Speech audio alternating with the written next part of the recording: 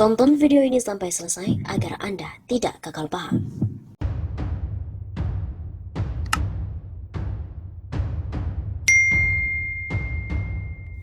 Bibit perpecahan kabinet sudah mulai terasa. Muncul desakan untuk reshuffle kabinet dan menteri-menteri dicopot. Bibit perpecahan di internal Kabinet Indonesia Maju sudah semakin terlihat nyata. Perpecahan itu diakibatkan keputusan Jokowi yang hanya mengandalkan seorang menteri dalam penanganan pandemi COVID-19 yaitu Luhut Binsar Panjaitan. Di mana Menteri Koordinator Bidang Kemaritiman dan Investasi itu kini malah menjabat sebagai Koordinator Pemberlakuan Pembatasan Kegiatan Masyarakat PPKM Darurat. Pakar Politik dan Hukum Universitas Nasional Saiful Anam menilai hal tersebut yang kemudian membuat Menko Polhukam Mahfud MD lebih memilih asyik menonton sinetron. Bahkan, membedah alur cerita sinetron itu dan mengumbar analisisnya di media sosial. Menurut saya, Mahfud sedang ngambek karena tidak begitu dilibatkan dalam penanganan PPKM darurat. Sehingga daripada tidak dipakai dan dipercaya Jokowi, Mahfud lebih baik santai sambil menunjukkan acuh tak acuh terhadap corona yang makin tak terkendali. Ujarnya dilansir dari redaksi RMOL pada Minggu 18 Juli. Saiful juga menduga Mahfud sedang mempertanyakan keputusan Jokowi yang seolah-olah tidak mempercayakan dirinya sebagai komando penanganan COVID-19. Padahal Mahfud merasa memiliki kapasitas melebihi Luhut. Sehingga ia menunjukkan sedang nonton film saja. Bibit-bibit perpecahan antara para menteri di Kabinet Jokowi sudah mulai terlihat. Apalagi Jokowi seringkali mempercayakan hanya pada orang-orang tertentu dalam hal penanganan hal-hal yang bersifat urgent. Padahal di situ ada banyak tokoh-tokoh yang saya kira sangat layak untuk dipertimbangkan dalam pelibatan penanganan corona. Begitu tutupnya. Jokowi pun juga didesak untuk segera mengambil sikap dengan memecat para menteri yang dianggap tidak becus dalam bekerja. Begitu yang disampaikan oleh pakar politik hukum Universitas Nasional Saiful Anam yang menilai ada beberapa menteri yang harus segera di-reshuffle. Analisa dari Saiful, dengan adanya pandemi virus corona ini, Jokowi sebagai kepala pemerintahan bisa mengetahui siapa saja sosok pembantunya yang bekerja secara serius. Namun juga ada menteri-menteri yang justru tidak bekerja dengan baik, tapi juga bahkan mengalami program dan juga menghalangi apa yang telah dicanangkan oleh pemerintah, utamanya dalam rangka menangani COVID-19, ujar Saiful. Jokowi sendiri menurut Saiful sudah mengetahui siapa saja yang tidak dapat mendukung dirinya dalam bekerja untuk menyelesaikan misi pemerintahan. Saya kira hal tersebut tidak terlalu sulit bagi Jokowi untuk menunjuk siapa saja menteri yang menjadi beban bagi kinerja kabinetnya. Saiful juga merinci nama-nama menteri yang layak untuk di-reshuffle.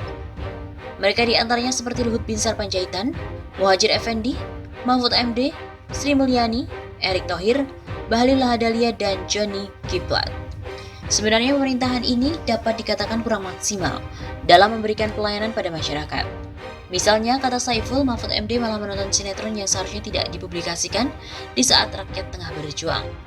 Lalu Muhadjir yang justru mengatakan darurat militer saat rakyat berjibaku dengan corona, dan Luhut seperti memarahi rakyat dalam mengompandoi PPKM darurat itu. Apalagi Sri Mulyani sebagai bendahara negara malah nampak mengambil jalan pintas solusi dengan menambah utang luar negeri. Erick Thohir yang justru malah menggagas jualan vaksin di tengah rakyat kesulitan melawan virus. Bahlil yang justru pelesiran di saat negara menerapkan PPKM darurat, dan Johnny yang tidak dapat mengkomunikasikan kepada masyarakat terkait program pemerintah utamanya PPKM darurat.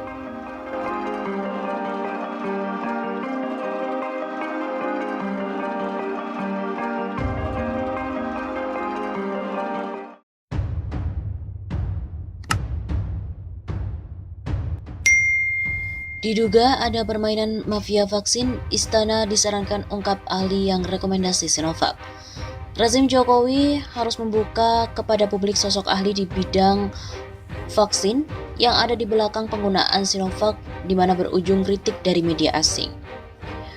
Media asing itu tidak percaya terhadap vaksin buatan Cina karena penyebaran COVID-19 di Indonesia malah semakin masif.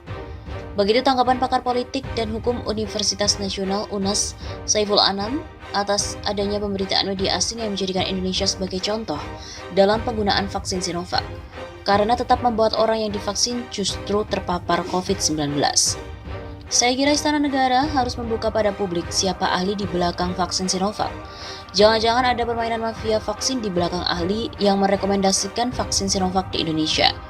Ujar Saiful pada kantor berita politik RMOL pada hari Minggu 11 Juli. Bahkan, Saiful curiga adanya jaringan istana yang terlibat dalam mendorong penggunaan vaksin Sinovac di Indonesia. Tentu, kalau hal tersebut betul, maka saya kira KPK wajib untuk melakukan penyelidikan dan pengadaan vaksin itu. Dengan demikian, Saiful kembali meminta pemerintahan Jokowi untuk memberikan penjelasan kepada publik secara terang benderang. Alasannya menggunakan vaksin Sinovac yang secara nyata tidak digunakan oleh negara lain karena dianggap tidak efektif. Saiful mempertanyakan adanya dugaan keterkaitan Cina sebagai provider Sinovac dengan mudahnya TKA asal negeri tersebut. Jangan-jangan ada barter di belakang ini, yakni misalnya Indonesia harus pakai vaksin Sinovac, tapi proyek sampai TKA dapat dengan mudah beroperasi dan keluar masuk ke Indonesia. Kalau benar yang demikian, maka tentu sangat membahayakan bagi Indonesia, pungkas Saiful. Diberitakan sebelumnya bahwa media asing memberitakan lonjakan kasus COVID-19 di Indonesia adalah bukti kegagalan vaksin Sinovac. Keraguan dunia terhadap vaksin COVID-19 buatan perusahaan Cina, Sinovac, semakin tinggi ketika Indonesia mengalami lonjakan infeksi secara signifikan. Lantaran peningkatan kasus dan kematian bukan hanya terjadi pada mereka yang belum divaksinasi, namun juga sebaliknya. Sejak memulai program vaksinasi, Indonesia telah menggunakan Sinovac sebagai vaksin utama. Data pemerintah per 9 Juli, Indonesia telah menerima 119 juta dosis vaksin COVID-19, sebanyak 108,5 juta diantaranya adalah vaksin Sinovac.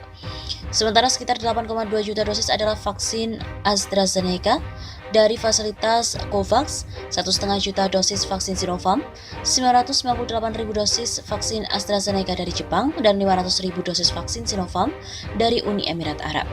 Data Satgas Penanganan COVID-19 per 10 Juli menunjukkan sebanyak 36 juta orang telah divaksinasi dengan dosis pertama dan 14 juta orang telah divaksinasi penuh. Di antara mereka yang telah divaksin secara penuh adalah tenaga medis yang masuk kelompok prioritas. Tetapi hampir seluruh tenaga medis sudah divaksinasi, ratusan dari mereka terpapar COVID-19 dan puluhan di antaranya malah meninggal dunia. Hal itu disoroti oleh sejumlah media asing, termasuk WION TV dari India. Dari siarannya pada 28 Juni, WION menyimpulkan banyaknya kematian di antara tenaga medis di Indonesia setelah vaksinasi merupakan bukti vaksin Sinovac telah gagal. Indonesia telah menandatangani pembelian puluhan juta dosis vaksin Sinovac dengan Cina pada Agustus 2020. 10 bulan kemudian, vaksin buatan Cina telah memicu krisis. Menurut WION TV, sedikitnya 20 dokter di Indonesia telah meninggal dunia meski mereka sudah vaksinasi penuh dengan Sinovac. Selain itu, masih ada 31 kasus yang masih diinvestigasi. Dari 90% atau 160.000 tenaga kesehatan yang sudah divaksinasi Sinovac, banyak dari mereka yang terpapar COVID-19. Di Kudus sendiri, 358 tenaga kesehatan positif COVID-19 dari pertengahan hingga akhir Juni. Pada bulan itu, 300 tenaga kesehatan di Jawa Tengah juga terinfeksi. Sistem kesehatan Indonesia hampir kolaps di tengah pertanyaan mengenai efektivitas vaksin Cina. Namun, menurut WION, Indonesia tidak sendiri. Ada beberapa negara yang menyesali keputusan menggunakan vaksin Cina. Sejauh ini, Cina telah mengekspor 729 juta dosis vaksin ke 43 negara. Sebanyak 25 juta dosis diantaranya merupakan donasi. Di Mongolia, 52% populasinya telah divaksinasi, mayoritas dengan Sinovac. Namun, pada Juni, kasus harian di Mongolia naik 2 kali lipat dari bulan sebelumnya menjadi di atas 2.000. Situasi serupa terjadi di Seychelles, negara di timur laut Madagaskar itu telah memvaksinasi 64% populasinya. Namun, kasus COVID-19 per kapitanya malah lebih tinggi dari India. Sementara Bahrain, 60% dari vaksin yang digunakan adalah Sinovac. Saat ini publik di Bahrain menuntut agar vaksin tersebut diganti. Selain memicu pertanyaan mengenai rendahnya efektivitas dari vaksin Sinovac, WION juga menyebut situasi ini mengungkap adanya politik dalam infrastruktur kesehatan global. Sinovac telah mendapatkan izin penggunaan darurat dari WHO pada 1 Juni dengan alasan efikasinya memenuhi standar. Tapi dengan banyaknya negara yang mengandalkan Sinovac, namun mengalami lonjakan infeksi, WION merekomendasikan agar penilaian tersebut dievaluasi kembali.